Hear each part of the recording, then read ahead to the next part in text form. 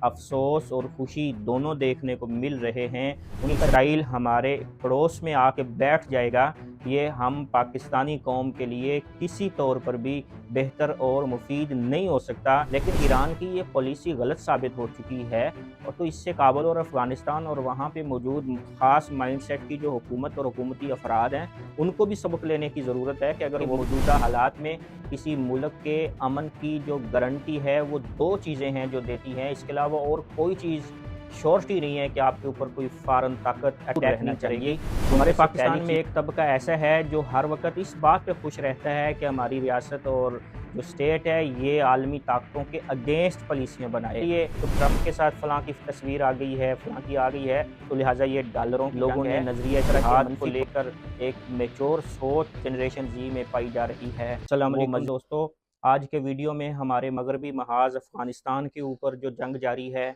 और इसी तरह हमारे पड़ोसी बरादर मुल्क ईरान में ईरान इसराइल जो कन्फ्लिक्ट कंटिन्यू है, उसके बारे में इजहार ख्याल करना है। सबसे पहली बात ये कि अपने मगरबी महाज के ऊपर जो जंग है, उसमें हमारी सपोर्ट और फेवर पाकिस्तान आर्मी और पाकिस्तान की स्टेट के साथ है। और हमारे पड़ोसी मुल्क ईरान इसराइल की जो कन्फ्लिक्ट जारी है, इसमें बगैर चूं चरां और बगैर किसी अगर मगर के हमारी सपोर्ट और हमारी फेवर और हमारी हमदर्दियाँ वो ईरान और ईरानी मुज़ाहमत के साथ हैं, और हमारी दुआएं हैं कि ईरान और ईरान की मुज़ाहमत को कामयाबी नसीब हो। कल मेरे पास एक टेक्स्ट मैसेज आया व्हाट्सएप में, और उसमें मेरे दोस्त ने ये कहा कि इस वक्त पाकिस्तानी आवाम में दो मुख्तलिफ़ किस्म के नज़रियात और ख़यालात सामने आ रहे हैं। अफ़सोस और खुशी दोनों देखने को मिल रहे हैं। उनका इशारा इस बात की तरफ था कि पाकिस्तानी आवाम में सोशल मीडिया पर कुछ लोग सदर सद्दाम हुसैन के शहादत के मौके के ऊपर कुछ तबकात की जानिब से जो खुशी का इजहार किया गया था, तो वो एक तबका जो इस मौके को उसके साथ लिंक करके देख रहा है, वो उस तरफ इशारा कर रहे थे। तो मैंने अपने दोस्त से ये गुजारिश की कि इस मौके पर अगर हम डेप्थ में जाके देखें, तो खुशी बिल्कुल भी नहीं बनती, इसलिए कि ये बिल्कुल नविश्ता दीवार नज़र आ रहा है कि अगर मौजूदा रजीम ख़त्म होती है और इसकी जगह नई रजीम ईरान में अपनी हुकूमत बनाती है, तो वो इसराइल नवाज़ हुकूमत होगी ईरान में। तो दूसरे और आसान लफ्ज़ों में हम ये कह सकते हैं कि इसराइल हमारे पड़ोस में आके बैठ जाएगा, ये हम पाकिस्तानी कौम के लिए किसी तौर पर भी बेहतर और मुफीद नहीं हो सकता। इसलिए इस बात के ऊपर खुशी की कोई गुंजाइश बिल्कुल हरगिज़ नहीं बनती। अगरचे आप ईरान और ईरान की जो माजी की पॉलिसियाँ हैं, उनसे बेशक इख्तलाफ करें, और बहुत सारे लोगों को इसके बारे में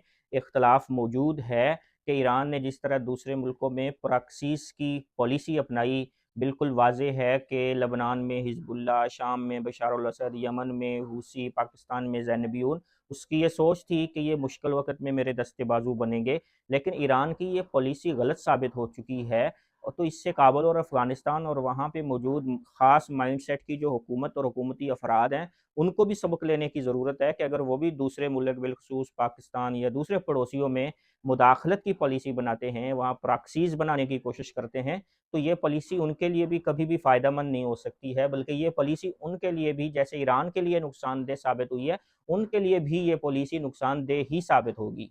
ईरान इसराइल कन्फ्लिक्ट से एक और बात जो बिल्कुल रोज़े रोशन की तरफ वाज़ेह हो चुकी है कि मौजूदा हालात में किसी मुल्क के अमन की जो गारंटी है, वो 2 चीज़ें हैं जो देती हैं। इसके अलावा और कोई चीज़ श्योरिटी नहीं है कि आपके ऊपर कोई फ़ॉरेन ताकत अटैक नहीं करेगी। उनमें से पहली चीज़ है कि एटॉमिक पावर होना, और दूसरी चीज़ है मज़बूत फ़ौज का होना। इसलिए वो तमाम शख्सियात और सोचें जिन्होंने पाकिस्तान को एटमी पावर बनने में किरदार अदा किया था, हम पाकिस्तानी अवाम को उनका मशकूर होना चाहिए। इसी तरह तमाम वो मनफी सोचें जो हमारी अफवाज के वक़ार को डैमेज करती हैं, हमें ऐसी तमाम एक्टिविटीज़ से दूर रहना चाहिए। हमारे पाकिस्तान में एक तबका ऐसा है जो हर वक़्त इस बात पे खुश रहता है कि हमारी रियासत और जो स्टेट है, ये आलमी ताकतों के अगेंस्ट पॉलिसियाँ बनाए। तो भई ये किसी हर वक़्त इस तरह की पॉलिसियाँ बनाना, ये कैसे अक्लमंदी हो सकता है? ईरान से भी हमें ये सबक लेने की ज़रूरत है कि ईरान जिसने पिछले 35-40 साल में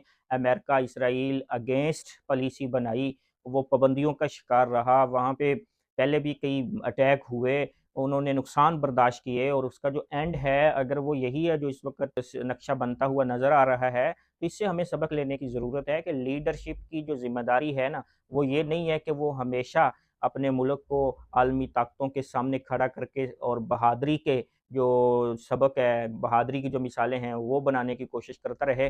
बल्कि लीडरशिप का तकाज़ा ये है कि वो मुश्किल वक़्त में अपने मुल्क के लिए और अपनी आवाम के लिए रास्ते तलाश करे। हमें बहैसियत पाकिस्तानी अपनी क़यादत के ऊपर, भले वो अस्करी क़यादत हो, भले वो सियासी क़यादत हो, उसके ऊपर फ़ख्र करना चाहिए कि हमारी क़यादत ने हर वक़्त पाकिस्तान के मफ़ाद में, पाकिस्तानी कौम के लिए रास्ते बनाए हैं और मौजूदा ज़माने तक रास्ते बनाते चले आ रहे हैं। इसलिए ट्रंप के साथ फ़लाँ की तस्वीर आ गई है, फ़लाँ की आ गई है, तो लिहाज़ा ये डॉलरों की जंग है। इस तरह के मनफ़ी कमेंट्स कभी भी पाकिस्तान के हक़ में नहीं है, तो ऐसी चीज़ों से भी हमें अपने आप को दूर रखना है। हमारे मगरबी महाज़ पर अफ़गानिस्तान के साथ जो महाज़राई जारी है या ईरान और इसराइल का जो कॉन्फ्लिक्ट हो रहा है, इसके ऊपर पाकिस्तानी अवाम बिलख़ुसूस जनरेशन ज़ी ने सोशल मीडिया पर जिस तरह से अक्सरियत ने रिएक्ट किया है या रिएक्ट कर रही है, उस ये बड़ा खुशाइंद है। लोगों ने नज़रिया जिहाद को लेकर एक मैच्योर सोच जनरेशन ज़ी में पाई जा रही है। वो मज़हबी क़यादत से हटकर